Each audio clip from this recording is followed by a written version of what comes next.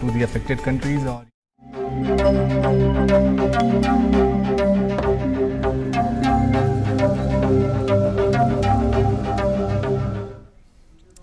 Hello and welcome to Dr. Speak. I'm Abhishek Mahajan. It's a phone-in program, call-in program, and in the next 1 hour, you can give us a call and the numbers will be flashed very soon on your screens. And with me is my colleague Rajni. शुक्रिया अभिषेक।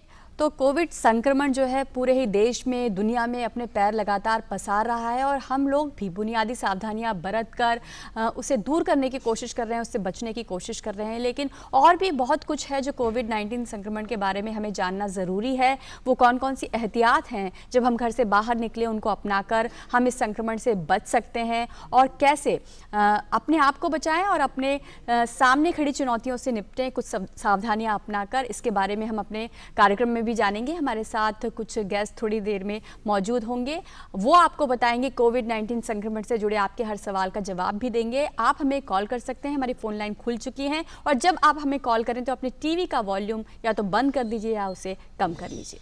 Absolutely, and you can also ask your questions on our social media handles, DD News Live on Twitter and also on Facebook. We'll be taking your questions live, and like Rajni told you, the numbers are being flashed on your screens. It's 2338-7031. You need to prefix 011 because these are Delhi numbers, and the second number is 2309-7655. So remember to prefix 011. These are your Delhi numbers, and like Rajni told you, you can give us a call and ask your questions related to COVID-19, and we'll tell you how do we stand in fighting over the crisis of coronavirus pandemic. Rajni, बिल्कुल।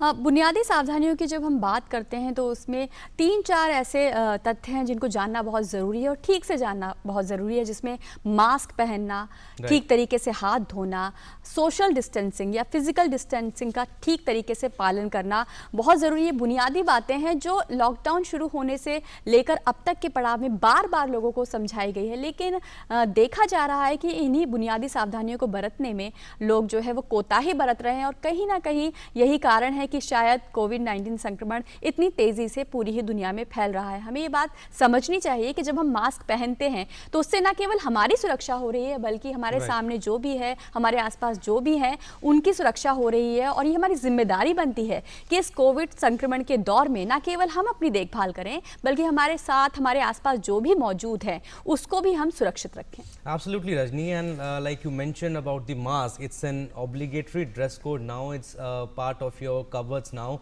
and you have different masks of different varieties of color. But it's very important for you. We'll be taking these questions also, like windshield, like face shield is also very important. And do we need to wear the mask under the face shield? That is also very pertinent question. And Rajni, I was reading it yesterday that 239 experts with one big claim that the coronavirus is airborne. So we need to ask our doctors, and we'll introduce them as and when they come and join us. But Rajni, we need to be very careful now. Active cases are increasing, but the good point is that recovery rate is also increasing. It's around 61%. I was reading it somewhere, and also the active cases are declining.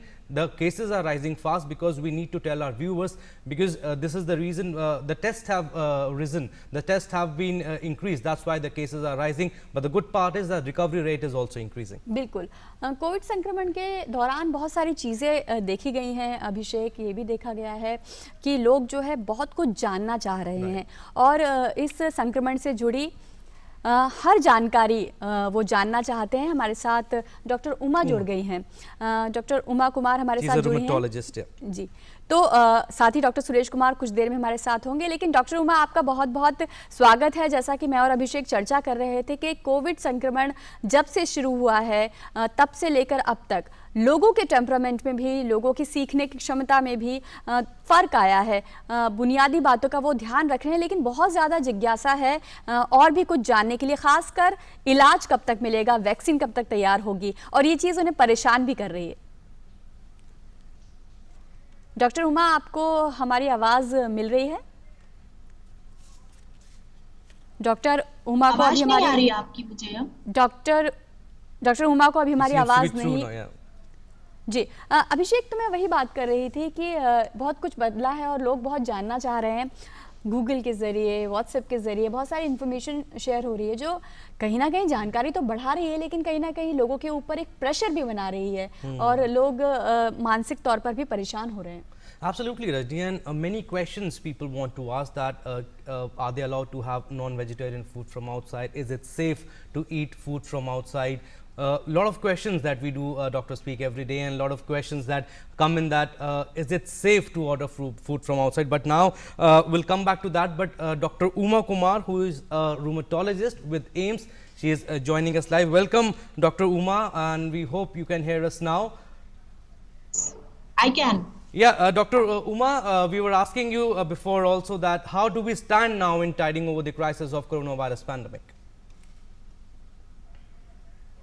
Look, now we are seeing that cases are going up. Possibly we are reaching towards the peak, as various epidemiologists are also talking about. And maybe by 15th of July or 20th of July, in between that, we reach the so-called, peak. And because, cases are being plateaued now and we might see decline. But that does not mean that people should actually get to their old habits of going around in groups, forgetting about all precautions which have been advocated repeatedly in last few months. Because we all know by now that corona is going to stay for some time, and we have to learn to live with it. So using mask, washing hands frequently, and avoiding going to crowded places and moving out of the home only when it is required is going to help us in tiding over the crisis. But, yeah. But Dr. Uma, when you say that cases are at surge, what does it mean? Because active cases are also declining, but the big relief is that the recovery rate is 61% now, which is a good thing. Yeah, even more than that. Yeah. I think it's around 70%. And we had known since very beginning that the severity of cases we get only in 5% of the population. And 80% they have mild symptoms, and rest 15 they have moderate to severe symptoms, and 5% they require ICU care. So that has been known since very beginning, but one must understand that it takes some time for cases to recover, and then they are discharged from the hospital. So that way the recovery rates get cumulatively increased, and now we have reached to that 70% figure. So people should not be panicked, or I would say not to be much worried about, so that results in lots of psychosocial issues and mental illnesses. So it's very important to reassure people that by taking precautions, and they are going to get over this crisis which we are going through. And numbers are high because testing capability is also increased over the period of weeks. So we are testing large number of patients, diagnosing them, isolating them, and the results are in front of our eyes. बिल्कुल। Doctor Uma, जब Covid संक्रमण की बात आती है तो immunity की बार बार बात उठती है, लेकिन हमने देखा है कि कोविड जो ये बीमारी है, इसने अलग अलग तरीके से कई लोगों को अपनी चपेट में लिया है। कुछ बुजुर्ग जिन्हें हम हाई रिस्क में मानते हैं वो बहुत जल्दी से रिकवर कर गए, सेहतमंद हो गए, लेकिन कई युवाओं को इसने बहुत ज़्यादा परेशान किया। तो ये क्या अलग अलग तरीके से हर इंसान इससे टैकल करता है, इस पर ये असर डालता है? देखिए, बहुत सारे फैक्टर्स होते हैं जो ये डिसाइड करते हैं कि पर्टिकुलर इंडिविजुअल उस इलनेस से रिकवर करेगा या फिर सकम करेगा उस इलनेस को। तो बहुत सारे एनवायरमेंटल फैक्टर्स होते हैं, कुछ इनहेरेंट फैक्टर्स होते हैं हमारे, starting from the genetics to our nutrition, to our other habits, addictions and lots of other things. तो ये कह देना किसी को भी एट द वेरी आउटसेट कि ये this particular person is not going to survive is just not correct, and nobody can do that. But what we do when the observations are actually put in place, and then people realize that okay, this is the most vulnerable population, where it is said कि 10 साल से कम 60 years से ज़्यादा के जो लोग हैं, और इसके अलावा जिनको कोमोर्बिडिटीज है, diabetes, hypertension, coronary artery disease, because we know in those situations the body physiology is completely different, and the kind of response body mounts against foreign invaders is also different. So अब जैसे corona में बात चल रही है कि जिनमें जितना ज़्यादा सिवियर इन्फ्लेमेटरी रिस्पॉन्स माउंट करती है बॉडी, उनमें डिजीज उतना ही सिवियर होता है. So this is something very new to which body is actually reacting in a very. Doctor Uma आपको रोक रहे हैं क्योंकि एक कॉलर है, गौरव है दिल्ली से, बात करना चाह रहे हैं सवाल के साथ. गौरव अपना सवाल पूछिए. मैम मुझे कभी कभार जब मैं सोचने लगता हूँ कि मुझे कोई प्रॉब्लम तो नहीं है तो मुझे ऐसा लगता है कि ब्रीथलेसनेस थोड़ा हो रहा है, लेकिन जब मैं कभी बिजी रहता हूँ किसी काम करते हुए तो मुझे सब कुछ नॉर्मल होता है. और मुझे ये 10-15 दिनों से बहुत दिनों से नाक जाम रहता है, तो उसके कारण कुछ प्रॉब्लम हो सकता है क्या? Dr. Uma, you want to take that question? नहीं, इनको 10-15 दिन से जो कह रहे हैं कि इनकी नाक जाम रहती है तो वो कोरोना के बारे में ना सोचें. कोरोना नहीं होगा, क्योंकि कोरोना के कुछ सिम्टम्स हैं कि फीवर होता है और गला खराब हो सकता है. इसके अलावा सूखी खांसी, सांस का फूलना, वो सारी चीजें. लेकिन हाँ, एटिपिकल मैनिफेस्टेशंस कुछ होते हैं, लेकिन इनकी जो पर्टिकुलर प्रॉब्लम है वो नहीं लगता इनको कोरोना की शिकायत है. और किसी को भी कोई भी एक लक्षण होने पे ये नहीं मानना है कि उनको कोरोना हो ही गया. लेकिन हेल्थ अथॉरिटीज को रिपोर्ट करना जरूरी है और अपना टेस्ट जहाँ जरूरी हो वो कराना जरूरी है, क्योंकि ये पेंडेमिक चल रहा है. तो इनको चिंता नहीं करनी चाहिए. And also, Dr. Uma, 239 experts with one big claim that the coronavirus is airborne. What do you have to say on that? There's a research going on and they have come out with a new thing that's it's airborne. And if it's airborne, then you need to wear mask indoors also. Look, why wear mask indoors? You don't expect people to kind of have infection in your household. Certainly if somebody is suffering from corona infection, and then one will have to use mask, the patient and the other people who are residing with that patient. But you know, it's not that one person is infected and then virus is going to go to places, I would say kilometers. No, it's been said that this virus travels at the max 3 meters, which could be more in certain circumstances, because humidity, dryness of air and temperature, lots of other factors, they influence the immediate outer environment. So yes, surely if there is some infected individual in the nearby place, then one will have to be careful and everybody has to wear mask. But if you are stepping out of the house, definitely one will have to wear the mask. And regarding this airborne thing, from the very beginning people were talking about it, and as I said, it's a new infection. So you need scientific evidence to prove that what is the mode of infection of this virus. But since the very beginning, it's been told that it's better to use mask to protect oneself. That itself showed that there was some component of airborneness, and people were talking about droplet infection. So yeah, I think maybe there would be definite evidence, and people will accept that it's airborne infection. And like any other virus, it can be so. Right, stay with us, Dr. Uma Kumar. Dr. Suresh Kumar Rajni, he is also joining us. He is the professor of medicine in LNJP Hospital. Welcome, Dr. Suresh. Welcome to Doordarshan. And we were discussing about that this virus is airborne or not. Dr. Suresh, if you can put some light that some researchers have come out with this new thing that this virus is airborne too. What do you have to say on this?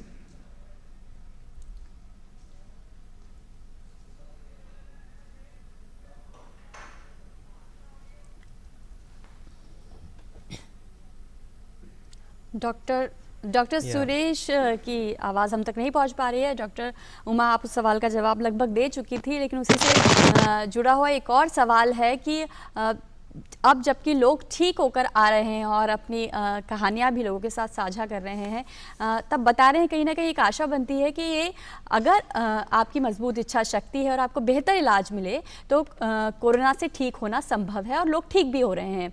लेकिन फिर भी ये जो डर है कि हमें corona हो जाएगा, उसके बाद क्या होगा, लोगों को मानसिक रूप से बहुत परेशान कर रही है, जबकि लोग ठीक हो रहे हैं. ऐसा क्यों हो रहा है? इसकी बहुत सारी वजह हैं, और एक वजह ये भी है कि लोग बहुत ज़्यादा इन्वॉल्व हो रहे हैं सोशल मीडिया में, और जो खबरें आ रही हैं न्यूज़पेपर्स में, टेलीविज़न पे, तो सुबह से शाम तक सिर्फ वही चलता है और लोग वही देखते रहते हैं, तो किसी भी नॉर्मल इंसान को एक डर पैदा हो सकता है कि जैसे पता नहीं क्या होगा, कोरोना हो गया तो। लेकिन तो मैं ये कहना चाहूंगी कि लोगों को ये समझना चाहिए कि इतने प्रकार के इन्फेक्शन होते हैं, किसी को निमोनिया हो जाता है, किसी को ट्यूबरक्लोसिस होता है, इसके अलावा भी बहुत सारे इन्फेक्शन प्रेवलेंट हैं इंडिया में, जिसकी वजह से लोग हॉस्पिटल्स में एडमिट होते हैं, आईसीयू में जाते हैं। ऐसे ये भी एक इन्फेक्शन है, लेकिन इसका मतलब ये नहीं, ये एक अपॉर्चुनिटी है लोगों के लिए जहां पर वो सारे प्रिकॉशंस, वो सारी बातें ध्यान में रखें जिससे कोई भी कैसा भी इन्फेक्शन को प्रिवेंट किया जा सके। और खुद को प्रोटेक्ट कर सकते हैं जब अपनी इम्यूनिटी को बूस्ट अप रखें, अपनी लाइफस्टाइल चेंजेस है, which include everything from your sleep pattern to your diet to your activity, सारी चीजों को इंक्लूड करके और एक हेल्दी लाइफस्टाइल जीने की आदत भी लोगों को डाल लेनी चाहिए। लेकिन इसको एक कहना चाहिए बहुत स्कैर, एक हवा बना के ना रखे कि कोरोना हो गया तो क्या होगा। कोई ये नहीं सोचता हमें कैंसर हो गया तो क्या होगा। People despite that people smoke, which is not right. तो मैं कहूंगी कि नहीं, मेंटल इलनेसेस हो रही हैं लोगों को, and we know that, and because of which also lots of people are losing their life. तो मैं लोगों को ये कहना चाहूंगी कि अब इतने महीनों बाद इस चीज को माने कि लोग कोरोना वायरस इन्फेक्शन से ठीक होते हैं, और ये भी किसी और बीमारी की तरह ही दूसरी बीमारी है, तो इससे बीमारी से भी बचना है और दूसरी बीमारियों से भी बचना है। Absolutely. Dr. Suresh is also with us. He's a medical director with LNJP Hospital. Dr. Suresh, if you could hear us, Abhishek here, very good afternoon to you. Sir, there's a question on social media. Someone is asking that if that person has recovered and also served days of isolation, 14 days of isolation, does he need to go for the testing again? That's what he's asking.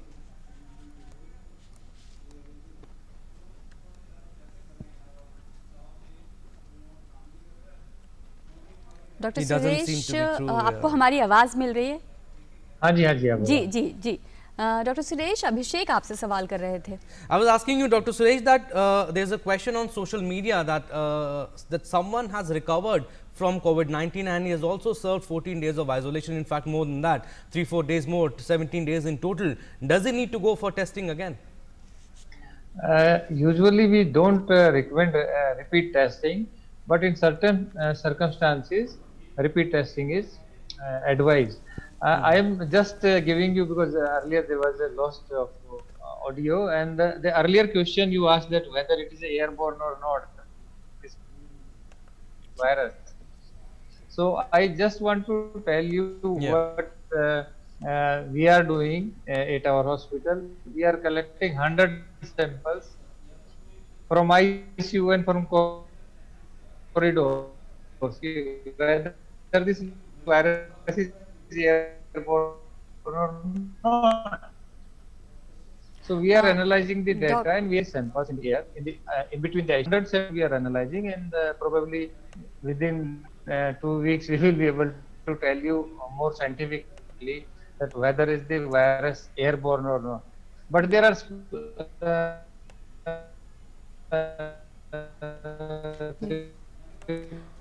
Doctor Suresh का audio ठीक तरीके से हम तक नहीं पहुंच पा रहा है। डॉक्टर उमा, आपके पास ही आते हैं। कोविड-19 संक्रमण के दौरान हमने पूरे ही अब जितने महीने हो गए, हम एक चीज़ लगातार नोटिस कर रहे हैं कि लोग अपनी शारीरिक परेशानियों से ज़्यादा मानसिक रूप से परेशान हो रहे हैं, वजह कोई भी हो। लेकिन कोविड-19 संक्रमण के दौरान अब मानसिक सेहत को लेकर खुलकर बात होना भी शुरू हुई है, और ये समझ में आ रहा है कि मानसिक सेहत भी हमारे पूरे स्वास्थ्य का बहुत अहम हिस्सा है, जो कहीं ना कहीं हम लोगों ने इग्नोर किया है। जी बिल्कुल, जैसा हमने बात भी किया शुरू में कि क्यों हो रहा है ऐसा मानसिक सेहत, और वैसे भी लोग अपनी मानसिक सेहत के बारे में बात करते कतराते हैं। और एक इसकी बहुत बड़ी वजह ये भी हो रही है कि जिसको कोरोना हो जाता है तो लोग समझते हैं कि इसके पास से गुजर जाने में ही हमें बीमारी हो जाएगी और पता नहीं क्या होगा, तो इसलिए people are avoiding other like I would say friends or neighbors, and जहाँ भी इस तरह की परेशानी हो रही है, तो उसकी वजह से भी एक इसको स्टिग्मेटाइज कर दिया इलनेस को। तो अब हमें ये राइट टाइम है जहाँ पे ये समझने की जरूरत है कि आखिर कोरोना है क्या। कोरोना एक दूसरे इन्फेक्शंस की तरह है, और इसमें कोई ऐसी खास बात नहीं है कि आप बहुत दूसरों को कंप्लीटली बॉयकॉट करें। हाँ, फिजिकल डिस्टेंस जरूरी है 2 मीटर्स का, but not social distancing. Keep connected with your friends, your relatives, and whoever you want to. But so that I think that is going to prevent. And then talk about your problem, your apprehensions, your concerns with other people, your medical professionals. उससे काफी राहत मिलेगी इन सब चीजों से बचने में. Yeah, Dr. Uma, will come back to you. We have a caller, Kamla. She is calling from Noida. Kamla जी, पूछिए अपना सवाल. हाँ जी, मैडम मेरा गॉल ब्लैडर का निकाल दिया हुआ है और मुझे मतलब कोलेस्ट्रॉल की भी मेडिसिन खा रही हूँ.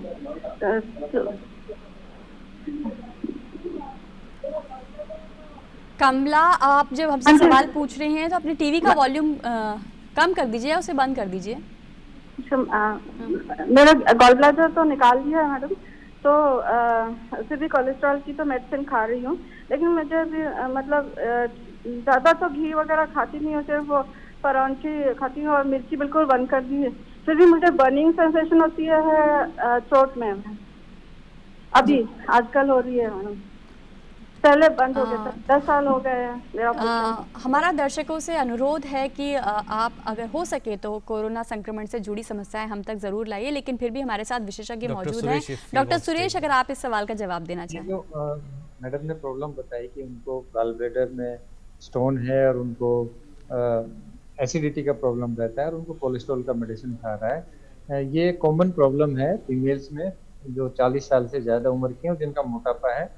हालांकि इसका कोरोना से कोई संबंध नहीं है, पर फिर भी आपको एंटासिड्स, पेंटाप्राजोल या रेनेटिडीन आप खा सकते हैं. ये गट के सिम्टम्स हैं, ये होते हैं इस बीमारी में. गॉल स्टोन से एसोसिएटेड जो ऊपर की तरफ आपको गैस का प्रॉब्लम रहता है, this is common and you can consult the any general surgeon और any GI surgeon. It is a normal, it's not a complication और अनरिलेटेड विद द कोविड. चलिए कमला जी, उम्मीद करते हैं कि आपको अपने सवाल का जवाब मिल गया होगा. Doctor Suresh, you also wanted to answer on whether this virus is airborne or not. You want to continue with that? Yes. We are doing one study in our ICU where we have collected 100 samples from the ICUs in between the patients, okay, and from the corridors and from the general ward to see whether we get any PCR positive reports in the air samples, just to give the scientific evidence that is it airborne or can we have the infection by the air route. So we are analyzing the data, and after 2 weeks or 3 weeks we can give you more scientific evidence about this. But there is a perception and there is a media report also that this virus is also transmitted by the airborne method of infection. But there are another studies that it is not transmitted by air. So we have to have more evidences, more data before we conclusively say that it is in fact transmitted by air route. So we need more data on this aspect. Right, and Dr. Suresh, we got your point. Yeah, we got your point that it will take some time to be, it's not been proved as of now, but if it's proved that it's an airborne infection, airborne virus, then we'll have to wear mask indoors also. Yes, that's right.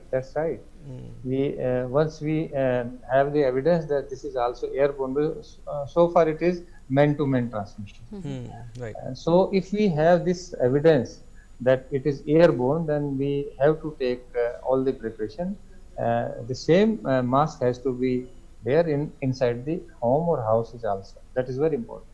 Ji doctor Uma, बड़ी महत्वपूर्ण जानकारी और बात है mask से जुड़ी हुई, क्योंकि ये बहुत ही बुनियादी सावधानी है जो हमें बरतनी ही होगी कोविड से लड़ने के लिए. लेकिन मास्क पहनने को लेकर ही लोग बहुत ज़्यादा कोताही बरत रहे हैं. कई बार मास्क जो है वो ठीक तरीके से नहीं पहनते हैं. कैसा मास्क पहनना चाहिए, कई बार गले पर होता है, कई बार उसी मास्क से वो चेहरा भी पोंछ लेते हैं. ये कितना खतरनाक हो सकता है?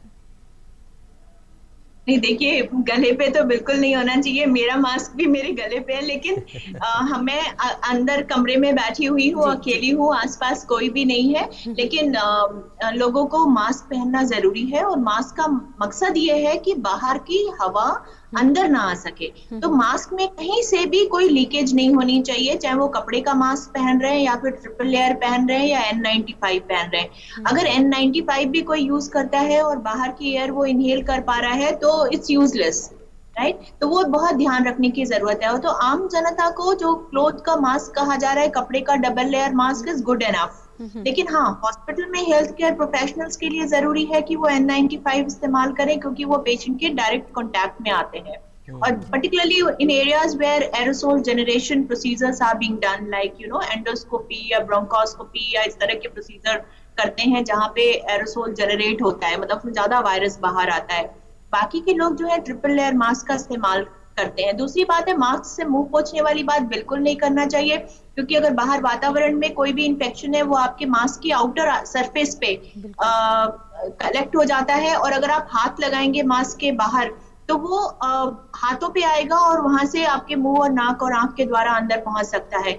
इसके अलावा मास्क को निकालने का भी एक तरीका होता है कि कान के पीछे के तरफ जो है उनको लेकर और खोलें, उसके बाद ऐसा निकालें कि वो कहीं टच ना हो, ना आपके हाथों से और ना फेस से या कपड़ों से टच ना हो। दूसरी चीज, और फिर ये होता है जो कपड़े वाला मास्क है उसको वॉश करके एक दिन इस्तेमाल, और अगर वेट हो जाए आपका मास्क, मतलब गीला हो जाए आपके सांस से या सेक्रीशन से, तो उसका यूज उसको डिसकंटिन्यू कर देना चाहिए। मतलब it should be you should continue to use it for a longer period of time. जैसे ही गीला हो उसको बदल दें, दूसरा जो फ्रेश मास्क है उसका इस्तेमाल करें। तो ये कुछ सावधानियां हैं और जो लेनी चाहिए। और जो कपड़े का मास्क है यूज किया उसके बाद उसको वॉश करें सोप एंड वाटर में एंड लेट इट ड्राई 5-6 घंटे के लिए। Yeah, Dr. Uma, we'll come back to you. We have a caller from Greater Noida, Manju. Manju जी पूछिए अपना सवाल। हाँ, गुड आफ्टरनून डॉक्टर। मेरा क्वेश्चन है कि हम लोग सीनियर सिटीजन हैं, तो मुझे अपने घर का सीलिंग फैन चेंज करवाना है, तो इलेक्ट्रिशियन को बुलाना, तो हमें क्या प्रिकॉशन लेनी होगी? और उसके बिना तो फैन के बिना रह नहीं सकते जी। और देखिए, आपको बिल्कुल फैन ठीक करवाना चाहिए, और उसके लिए जो आपको प्रिकॉशन लेनी है वो ये है कि आप मास्क पहने रहेंगे, ठीक है, और कोई भी जो बाहर की चीज आएगी उसको टच नहीं करना है, और ज्यादा है तो आप अपने ग्लव्स पहन सकते हैं बाहर की चीज को छूने के लिए। जो पर्सन आपके घर में आएगा उसके लिए भी आप जो है वो मास्क लगाए होना चाहिए, ठीक है, और वो ग्लव्स का इस्तेमाल करे, और मास्क प्रॉपरली लगा होना चाहिए उसके भी। और अपने और उसके बीच में दूरी, जैसे हम बात कर रहे हैं कि 2 मीटर की दूरी हो, कहने का मतलब है जितना मैक्सिमम डिस्टेंस रख सकते हैं वो रखें। और जो कॉन्टैक्ट टाइम है, और उस दौरान बहुत बातें ना करें। कभी कभी घर में कोई आ जाता है तो लोग बहुत बात कर, क्योंकि जब हम बोलते हैं या सांस लेते हैं तो भी वायरस बाहर आता है, तो बातें ना करें। और कॉन्टैक्ट टाइम जितना कम से कम हो उतना रखें कि जल्दी से वो अपना काम खत्म करे और वापस जाए। और जो पैसे वो आप पे करते हैं और जो रिटर्न करता है, तो उनसे भी वायरस इन्फेक्शन होता है, तो या तो उनको किसी पॉलिथीन में या कहीं डाल के 4-5 दिनों के लिए रख दें, या फिर उनको जो है वो सैनिटाइज कर लें। अगर कॉइन्स वगैरह हैं तो वो सैनिटाइज किए जा सकते हैं। और उसके बाद हाथों को सैनिटाइज कर लें सैनिटाइजर से या सोप वाटर से धो लें। बिल्कुल। और डिजिटल मनी का इस्तेमाल इस समय पर सबसे ज़्यादा किया जाना चाहिए, संक्रमण से भी बचाव होगा और आसानी तो है ही। डॉक्टर सुरेश, आपसे एक सवाल है। आपने बहुत लोगों को, बहुत मरीजों को कोविड संक्रमण को मात देते हुए, ठीक होते हुए देखा है। आपसे जानना चाहेंगे कि एक बार जो मरीज़ ठीक हो जाता है तो उसे और क्या सावधानियाँ बरतनी चाहिए, खासकर अपने आसपास के माहौल को लेकर? देखिए, यदि पेशेंट को डायबिटीज़ है या हार्ट की बीमारी है या वो किसी और लंबी बीमारी से ग्रसित है, तो उसको पूरा ध्यान रखना चाहिए। जो क्वारंटाइन के हम जब पेशेंट को डिस्चार्ज करते हैं तो हम उनको 1 हफ्ते का या 10 दिन का होम क्वारंटाइन हम एडवाइस करते हैं, उसको स्ट्रिक्टली फॉलो करना चाहिए। उनको घर से बाहर नहीं निकलना चाहिए। कुछ पेशेंट्स को, जैसे आजकल प्रोटोकॉल चेंज हुआ है, तो हम स्टीरॉइड्स भी देते हैं। तो यदि पेशेंट्स को स्टीरॉइड मिला है तो उनको सेकेंडरी इन्फेक्शन का खतरा ज्यादा होता है, तो उसके लिए उनको और ज्यादा सावधानी की जरूरत होती है। तो ये सब बातें हम डिस्चार्ज समरी पे लिख के भी देते हैं, उनको समझाते भी हैं पेशेंट्स को कि आप घर में जाएंगे, ज्यादा लोगों से मिलेंगे नहीं, ज्यादा जो आपका वो है ओवर क्राउडिंग वाला एरिया है उससे अवॉइड करेंगे, घर में आप अलग से रहेंगे। और सबसे ज्यादा महत्वपूर्ण है कि बिना डॉक्टर की सलाह के कोई भी आप दवाई नहीं ले। कई बार क्या होता है कि कुछ लोग जो हमारी दवाइयां हैं उनके साथ साथ वो आयुर्वेदिक दवाइयां भी खा लेते हैं, होम्योपैथिक दवाई भी खाते हैं, उससे साइड इफेक्ट ज्यादा हो जाता है और पेशेंट को नुकसान हो जाता है। So polypathy should not be in the practice. They should strictly follow the doctor's advice. They should avoid visiting the crowded area, and they should follow all the rules of home isolation. And as Dr. Uma was telling, कि mask का प्रयोग हमेशा करें और जो आपका खान पान है उस पर ध्यान रखें। आप हाई प्रोटीन डाइट लें, विटामिन सी रेगुलरली लें, कैल्शियम है या और भी विटामिन है वो आप जैसे डॉक्टर बताया वो सब लेना चाहिए। यदि आपको और कोई लंबी बीमारी है जैसे कि डायबिटीज है तो उसका दिन में 3 या 4 बार ब्लड शुगर मॉनिटरिंग करें, और यदि आप इंसुलिन पे हैं तो इंसुलिन की डोज आप एडजस्ट कर लें according to your blood sugar level. That is more important. यदि आप शुगर का ध्यान नहीं रखेंगे, आपकी दूसरी बीमारियों का ध्यान नहीं रखेंगे तो कॉम्प्लिकेशन डिस्चार्ज होने के बाद, कोरोना तो आपका ठीक हो गया पर जो एसोसिएटेड इलनेस है या कोमोर्बिडिटी है उनकी वजह से कॉम्प्लिकेशंस हो जाती हैं। या कोई पेशेंट स्मोकर है, पहले एक्स स्मोकर था, या अल्कोहलिक है, बहुत ज्यादा अल्कोहल का आदी है, तो वो सबका सेवन ना करें। अल्कोहल बिल्कुल ना लें। कुछ लोगों को ये गलत धारणा है कि ये अल्कोहल जो है वायरस को मार देता है, कि पीपल स्टार्ट टेकिंग अल्कोहल, इससे तो मरता है। जैसे कि हम देखा कि जो जितने भी ये हैंड वॉश हैं या जितने भी आपके सैनिटाइजर हैं उनमें अल्कोहल है, तो कहते हैं कि जब ये हाथ वाले वायरस को मार देता है तो ये अंदर पेट के अंदर जो शरीर के अंदर वायरस है उसको भी मारेगा। काफी सारे लोगों को हम समझाते हैं कि ऐसा नहीं है, ये सिर्फ सरफेस जो वायरस है उसको ये अल्कोहल नष्ट करता है। और इसमें जो अल्कोहल है, जो अल्कोहल ड्रिंक्स है उनमें अल्कोहल का जो कंटेंट है, कंसंट्रेशन है और जो मात्रा है वो डिफरेंट है। सो ये जो अल्कोहल है 70% से ज्यादा होता है जो हैंड रब में, और जो अल्कोहलिक ड्रिंक्स है उसमें 40 से या 45% से कम होता है। तो ये एक आम लोगों को समझना चाहिए कि अल्कोहल से कोई वायरस का प्रोटेक्शन नहीं होता यदि वो अल्कोहल ड्रिंक करते हैं। नंबर 2, स्मोकिंग बिल्कुल ना करें। घर पे जाके ये सोचेंगे अब तो वायरस ठीक हो गया, कोरोना ठीक हो गया, and they start smoking cigarettes और बीडीज और हुक्का। They should be strictly avoided and they should follow the doctors advice. And also, yeah. And Dr. Suresh, in continuation of what you said on Ayurvedic medicines and homeopathy medicines, some doctors are claiming, I'm talking about homeopathy medicine, some doctors are claiming that they have good immunity boosters and that's safe to take. Even if you don't suffer from coronavirus pandemic, as a precautionary medicine, you can take our homeopathy medicine to boost your immunity. Is it safe to take them? There is no scientific data. There is no study that these homeopathic or Ayurvedic medicine actually increase the immunity. It's just perception. Okay. Like people say that if you take just honey, for your mental satisfaction, if you take multivitamin, if you take all kadhas, they improve the immunity. But there is no concrete or randomized control trial or solid scientific data by which we can say that yes, this improves the immunity. It's not immunity cannot be augmented by just taking a few supplements for 2 weeks or for 1 month. Immunity is inherent. Immunity is built over years. So immunity is not changed by just few days diet or things. That's right. It has to be a continuous process. But how can we increase our immunity if you are saying that we must have balanced diet, we must have proper minerals, proper protein, proper balanced diet. That is more important. We must have good exercises, we must have positive state of mind, we must relax. The mind is more important. If you have a positive thinking, if you have a yogas, if you have a good positive energy, and that comes with the good physical health. If you do the physical activity, that improves your immunity. If you are just overweight, if you don't do exercise, it will harm your immunity. If your cholesterol is not good, if you have obesity, if you have sedentary lifestyle, if you eat much more fat, it harms your immunity. So for immunity, what is more important is balanced diet, adequate exercise, natural way of living. If you take excessive drinks, if you take excessive smoke, take of oxygen, that harms your immunity. So our habits make our immunity very poor. That's right. Mandeep जुड़ गए हैं इस बीच हमारे साथ दिल्ली से अपने सवाल के साथ। मनदीप, आपका स्वागत है, अपना सवाल कीजिए। हाँ जी, थैंक यू। मैं मैडम डॉक्टर से पूछना चाहता हूँ, मैं HLA-B27 पॉजिटिव हूँ, 55 इयर्स का हूँ, मेरा गला खराब रहता है और इसके अंदर कोविड के अंदर क्या प्रिकॉशंस लेनी चाहिए मुझे? एक्चुअली B20 से एंकाइलोजिंग स्पॉन्डिलाइटिस होगा आपको, और आपकी जो मूवमेंट्स है स्पाइन की, गर्दन की और जो कोल्हे की हड्डी है, वो सारे प्रॉब्लम्स होते हैं। इसमें रेस्ट्रिक्शन होता है मूवमेंट्स का, और इसमें इम्यूनिटी थोड़ा लो रहता है। काफ़ी सारी आप ड्रग्स भी ले रहे होंगे इसके साथ साथ। जो आपको ट्रीटमेंट है वो आपको कंटिन्यूस चलता रहेगा। ये लंबी बीमारी है, लाइफ लॉन्ग बीमारी है।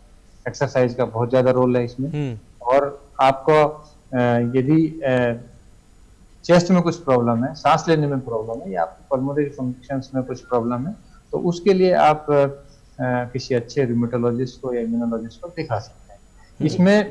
इसमें ये महत्वपूर्ण है कि आप रेगुलर एक्सरसाइज करें और रेगुलर दवाई लें। गले की जो बात आप कर रहे हैं, गले के लिए आप गार्गल्स कर सकते हैं, स्टीम इनहेलेशन ले सकते हैं, ठीक है ना। इसमें आप ये सोच रहे होंगे कि मेरे को HLA B27 है और गला खराब है, तो आप ये सोच रहे होंगे कि आपको कोरोना का इन्फेक्शन तो नहीं होगा, ठीक है ना। तो इसके लिए यदि आपको फीवर है, यदि आपका गला 3 दिन से ज्यादा खराब है, फीवर है, ब्रेथलेसनेस है, तो आप करा सकते हैं जी। डॉक्टर उमा, अभी डॉक्टर सुरेश इम्यूनिटी को बेहतर करने की जब बात करें तो बड़ा ही महत्वपूर्ण उन्होंने तथ्य बताया था खान पान को लेकर कि अपने खान पान को ठीक रखें। आपकी तरफ से जानना चाहेंगे कि खासकर इस दौर में जब बहुत सारी जानकारियां मौजूद हैं, तब अच्छे खान पान से क्या हम समझ सकते हैं? देखिए, आप इससे पहले आपने कभी इम्यूनिटी के बारे में इतनी बातें करते लोगों को नहीं सुना होगा। People have actually got very obsessed with hygiene also. या हाइजीन ऑल्सो। हाइजीन तो अब अच्छी बात है कि उनमें ये आदत आ जाए, क्योंकि हम आपको पता है कि कितने पुअर हाइजीनिक कंडीशंस हैं in certain places, certain circumstances. कुछ तो लोगों की मजबूरी है और कुछ रहना नहीं चाहते। तो इम्यूनिटी की जैसे बात डॉक्टर सुरेश ने कहा कि डाइट एक इम्पॉर्टेंट रोल प्ले करता है इम्यूनिटी को बूस्ट करने में, बट ये ओवरनाइट नहीं होती। तो लोग ये बिल्कुल ना सोचे कि आज उन्होंने करना शुरू कर दिया और उनकी इम्यूनिटी बूस्ट हो जाएगी। तो जो खान पान की बातें कर रहे हैं उसमें जो उन्होंने बताया कि एक बैलेंस डाइट होनी चाहिए, और जो हमारे स्पाइसेस हैं, हमारे बहुत सारी चीजें हैं जो हल्दी वगैरह और जो मसाले यूज करते हैं, लौंग है और गार्लिक का इस्तेमाल होता है, इन सारी चीजों में थोड़ी थोड़ी ऐसे प्रॉपर्टीज होते हैं जिन्हें हम एंटीवायरल प्रॉपर्टीज कह सकते हैं। लेकिन ये आपको वायरस इन्फेक्शन से बचा जाएंगे ये तो नहीं कह सकते।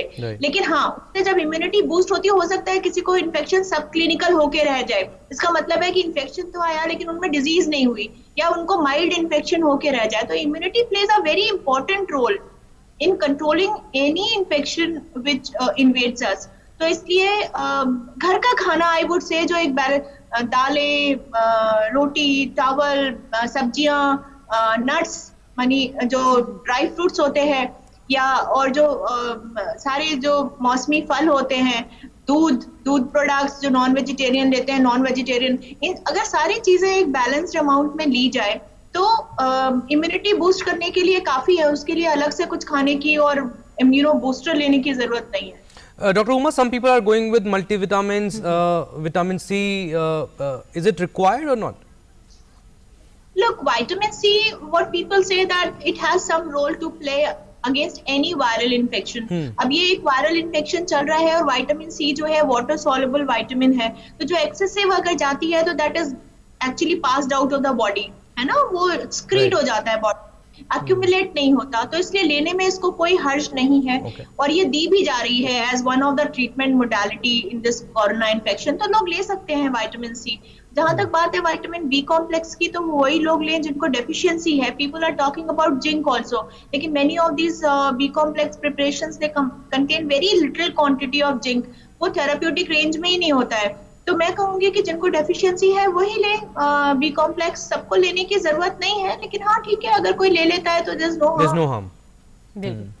डॉक्टर सुरेश, जब कोविड संक्रमण की इलाज की बात आई, वैक्सीन नहीं है, लोग अक्सर इलाज पर बहुत ज़्यादा चर्चा भी करते हैं, बहुत अपना समय भी इस बात में बिताते हैं कि कहाँ पर क्या हो रहा है। प्लाज्मा थेरेपी एक विकल्प है, प्लाज्मा थेरेपी पर चर्चा भी बहुत हुई है। आप इसे कैसे देखते हैं, खासकर जब लोगों को कहा जाता है कि प्लाज्मा डोनेट करने के लिए आगे आएँ, तो इसके क्या मायने हैं? जी, रिसेंटली अभी दिल्ली में इंडिया का सबसे पहला प्लाज्मा ब्लड बैंक ALBS में खुला है, दिल्ली सरकार के सहयोग से। और हमारा जो है लोकनायक हॉस्पिटल वो सबसे बड़ा सेंटर है प्लाज्मा थेरेपी का। 200 पेशेंट्स का हमें परमिशन मिला है। नॉर्थ इंडिया का हमारा सबसे बड़ा सेंटर है ये। और हमने अभी तक 35 पेशेंट्स का फेज 2 में प्लाज्मा दिया है। 20 पेशेंट्स का फेज 1 स्टडी पहले कंप्लीट करके उसका डाटा एनालाइज हो रहा है।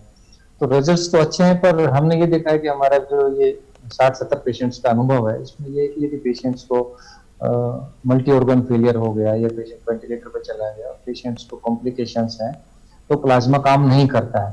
प्लाज्मा तभी काम करता है जब ऑक्सीजन सैचुरेशन लेवल 93 से नीचे है और पेशेंट का किडनी इन्वॉल्वमेंट नहीं है, पेशेंट्स का बहुत ज्यादा साइटोकाइन स्टॉर्म नहीं है, पेशेंट्स उस पोजीशन में नहीं गया कि जहां से अभी वापस रिवर्स करना मुश्किल होता है। जैसे कि मैंने बताया कि हार्ट की प्रॉब्लम है या अनकंट्रोल डायबिटीज है, किडनी भी इन्वॉल्वमेंट हो गया है, तो ऐसे पेशेंट्स में बड़ा मुश्किल होता है। पर हाँ, जो मॉडरेटली सिक पेशेंट्स हैं, मॉडरेटली सिक पेशेंट्स का मतलब है जिनको कि एक्सरे में 50% के लगभग लंग्स का पैच है और पेशेंट्स का ऑक्सीजन सैचुरेशन की मात्रा 85 से 93 के बीच में है, वो लोग जिनका रेस्पिरेटरी रेट 25 के अराउंड है, उनको सबसे ज्यादा प्लाज्मा थेरेपी का फायदा हुआ है हमारे जो पेशेंट्स हैं उनमें। बाकी सेंटर्स में भी ऐसे देखने को मिला है। प्लाज्मा थेरेपी का मैं बताना चाहता हूँ, ये एक तो बहुत अच्छा मेथड है, काफी सारे पेशेंट की जान बचाई जा सकती है। और यदि हम टाइमली प्लाज्मा थेरेपी दें, तो टाइमली का मतलब है कि पेशेंट यदि मल्टी ऑर्गन में चला गया फेलियर में, तो प्लाज्मा थेरेपी का ज्यादा योगदान नहीं है। पेशेंट को जल्दी से जल्दी डॉक्टर के पास ले जाना चाहिए, उसके सारे जो बेसिक टेस्ट हैं वो कराने चाहिए और प्लाज्मा थेरेपी का यदि सुविधा है तो वो डेफिनेटली हेल्प करता है। इसमें महत्वपूर्ण है कि प्लाज्मा डोनेट कौन कर सकता है। प्लाज्मा डोनेट वो लोग कर सकते हैं जो कि कोविड से रिकवर हो चुके हैं और 2 से 3 हफ्ते के बाद उनमें एंटीबॉडी की मात्रा डेवलप हो जाती है। They can safely donate the plasma और इसके डोनेशन से पेशेंट को कोई नुकसान नहीं होता है। ये एक सामान्य प्रक्रिया है, जैसे हम ब्लड डोनेट करते हैं या जैसे आपने देखा होगा कि डेंगू में प्लेटलेट हम देते थे, ऐसे बड़ा सिंपल प्रोसीजर है, कोई व्यक्ति को नुकसान नहीं होता है और लोगों को आगे आके प्लाज्मा दान करना चाहिए जिससे कि ज्यादा से ज्यादा लोगों की जान बच सके। Absolutely, very pertinent points you made, Dr. Suresh, that more and more recovered corona patients should come out and donate their plasma and save lives. We have a caller from Guwahati, Vishwarupa. Vishwarupa, yes. You can go ahead with your question. Okay, hello doctor. Yes, so my question was, in our apartment we had a COVID infected person living above us and water from their flat fell on our balconies plants. So is there a chance that the virus will still survive on the pots and plants even after 15 days? No, not at all. This virus survives only for 10 hours, 12 hours on the plants or on the surface, wet surface. It's already 2 weeks. So there is no chance that virus can survive beyond the 24 hours. This is already, you said 2 weeks. So 2 weeks virus can't survive. There is no need to panic, no need to fear. You should remove your fear from your mind that virus is there on the plant. Okay, so absolutely there's no chance. Yeah, you don't need to worry about it. And we are inundated with questions on social media also. Indrapal Singh Juneja, he's asked his question on social media. He's saying that he has recovered from COVID-19 and he has also served the period of isolation for 14 to 17 days. But he is concerned about his lungs. Does he need to go for the lungs test also, because he's apprehensive, he's a little bit scared that his lungs are not getting, he should not have got affected? Usually, if you have some symptoms like breathlessness or cough persisting after the recovery of COVID infection, if you have any of the symptoms, you must get the repeat X-ray. You can get the pulmonary function test. But what we have seen in many of the patients is post-corona viral syndrome. Like patient has recovered and after 1 week or 2 weeks of recovery, they also have some amount of fibrosis, which is the persistent or remaining fibrosis. That can sometimes happen. And for that you have to get your radiological investigation like X-ray, basic test, and you can see your oxygen saturation pulse oximeter से आप अपना oxygen की मात्रा देख सकते हैं। यदि वो कम है यदि ऑक्सीजन की मात्रा 95 से कम है या 93 से कम है तो आपको चेस्ट फिजिशियन को दिखाना चाहिए। और आपको एक्सरे में यदि लीजन या जो स्पॉट है वो रहता है तो डेफिनेटली ये एक लक्षण है कि आपको कोई रेजिडुअल लंग्स का प्रॉब्लम हो सकता है। इसके साथ साथ हमने देखा कि कुछ पेशेंट्स को सीओपीडी होता है या एस्थमा होता है या पहले का कोई चेस्ट का बीमारी होता है, टीबी होता है, तो उसके भी कई बार जो बीमारी है वो थोड़ा सा बढ़ जाती है। तो उसके लिए भी आपको वर्कअप कराना है। डॉक्टर उमा, डॉक्टर सुरेश ने एक बात कही थी कि अगर आपको कोई लक्षण लग रहा है तो आपको टेस्ट के लिए जाना चाहिए, लेकिन कभी कभी हमें लगता है जो लक्षण सामान्य है तो हमें इंतज़ार करना चाहिए थोड़े दिनों का। तो ये जो असमंजस की स्थिति है, जैसे एक दर्शक ने भी हमसे पूछा है कि उनका यूरिक एसिड हाई है, कोलेस्ट्रॉल हाई है, सिंगल किडनी में स्टोन है, बॉडी पेन है, चेस्ट पेन है, और वो जानना चाह रहे हैं कि आगे क्या करें, टेस्ट करें या इम्यूनिटी कैसे अपनी बेहतर करें। तो कब ये तय करें कि हमें डॉक्टर के पास जाना है? देखिए, इसका कोई एक डेफिनेट आउटलाइन नहीं हो सकता कि ऐसा होने पर डॉक्टर के पास जाएं, लेकिन इनके सिचुएशन को देख के मैं ये कहना चाहूंगी कि जैसे इन्होंने कहा इनकी यूरिक एसिड बढ़ी हुई है, तो बहुत सारे लोगों को एसिम्प्टोमेटिक हाइपर यूरिसीमिया होता है। उसका मतलब है यूरिक एसिड बढ़ा हुआ है लेकिन उसकी वजह से प्रॉब्लम नहीं है। अब इनको क्योंकि किडनी में भी स्टोन है और यूरिक एसिड बढ़ी हुई है, तो हो सकता है कि इनको कोई ऐसी कंडीशन हो जिसमें यूरिक एसिड बहुत बढ़ी रहती है और वो किडनी में स्टोन भी कर रही है प्रॉब्लम, और इससे बॉडी में पेन्स एंड एक्स सकते हैं। तो इनको जरूर डॉक्टर के पास जाना चाहिए और कंसल्ट करना चाहिए जिससे कि फर्दर और प्रॉब्लम ना बढ़े। लेकिन मैं कहूंगी कि अगर किसी को अचानक से किसी को मान लीजिए पैरापेरेसिस हो गया, यानी कि पैरों में कमजोरी आ गई, इमीडिएटली डॉक्टर को दिखाना चाहिए। वही कोई दूसरा आदमी है जिसको उसने सुबह सो के उठा और उसको बॉडी एक हो रहा है, थोड़े दर्द इधर उधर हो रही है, तो वो 1-2 दिन 3 दिन तक रुक सकता है। और कोई आई वुड से OTC जो ओवर द काउंटर ड्रग है जैसे पैरासीटामोल या कुछ लेके और वो ठीक हो जाता है, तो उसको चिंता करने की बिल्कुल जरूरत नहीं है। तो बहुत सारी सिचुएशंस, ये सारी सिचुएशंस पे डिपेंड करता है कि कौन डॉक्टर के पास जाएगा और कब जाएगा। And also we are getting questions on social media. I won't waste much time. Rajat Chaturvedi is asking, Dr. Uma, if you could answer this question. He's asking that I'm age 21 and I have mild fever since last 3 days and no other symptoms as of now. Should he go for the test? I would say yes, because fever is one of the very important manifestation of coronavirus infection. And since it's very important to test people who are having milder symptoms, and so that they can be isolated and further transmission chain can be broken, so surely he must get himself tested.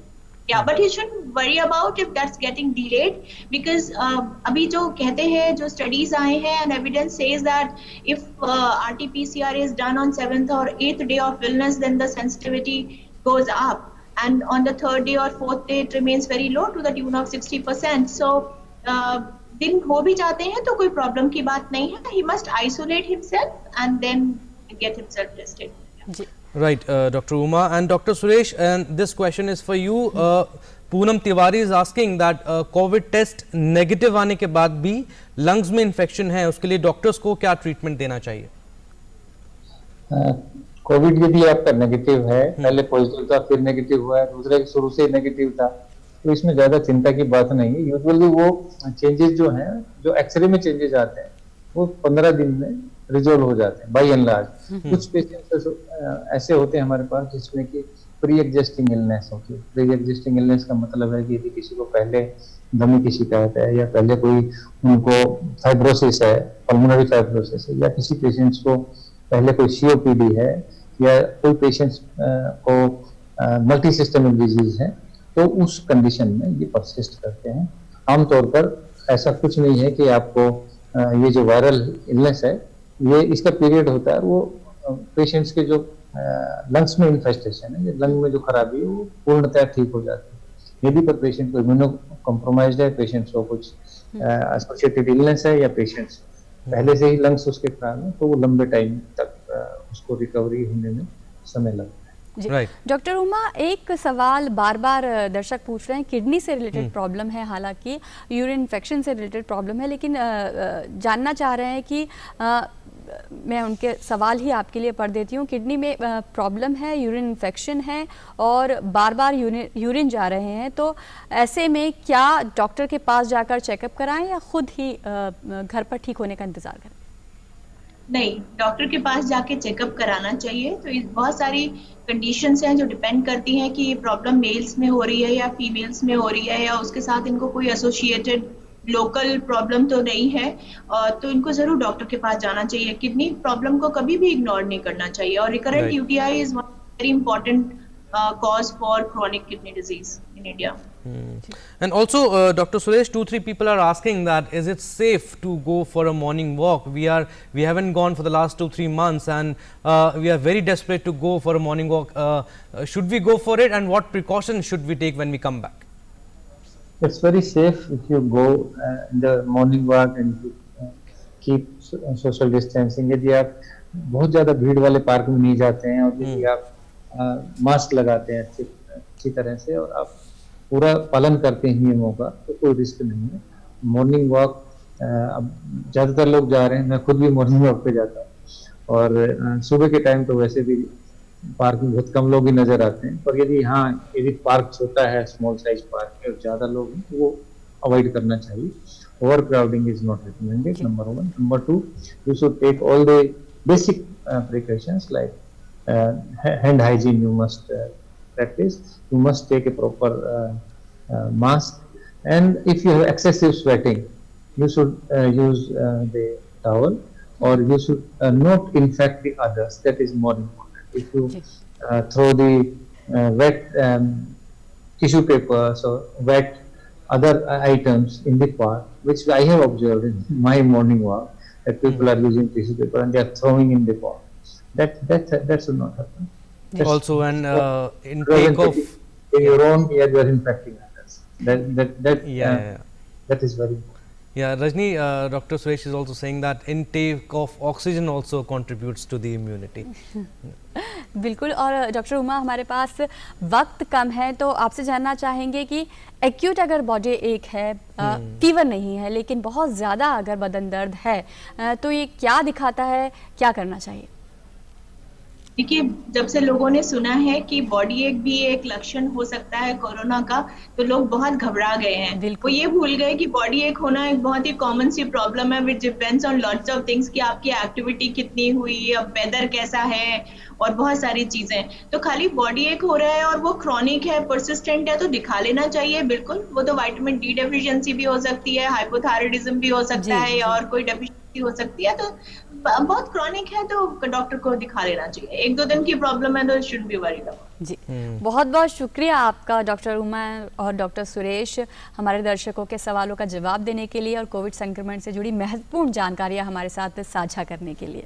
Absolutely, Rajni, and a few takeaways that like Dr. Suresh also said that plasma donation is not a problem. You can go ahead and donate your plasma, only corona recovered patients, and wear your mask, maintain social distancing norms, and immunity is not a one-day process, so you don't need to go crazy about eating multivitamins or eating vitamin C, vitamin D tablets, and karas and homemade remedies will help you, but you don't need to go crazy about it. बिल्कुल। तो doctor speak में आज बस इतना ही, लेकिन आप अपने सवालों के साथ कल भी तैयार रहिएगा। हमारे विशेषज्ञ कोविड संक्रमण से जुड़ी हर आपके सवाल का जवाब देंगे। फिलहाल हमें दीजिए इजाजत। नमस्कार। नमस्कार।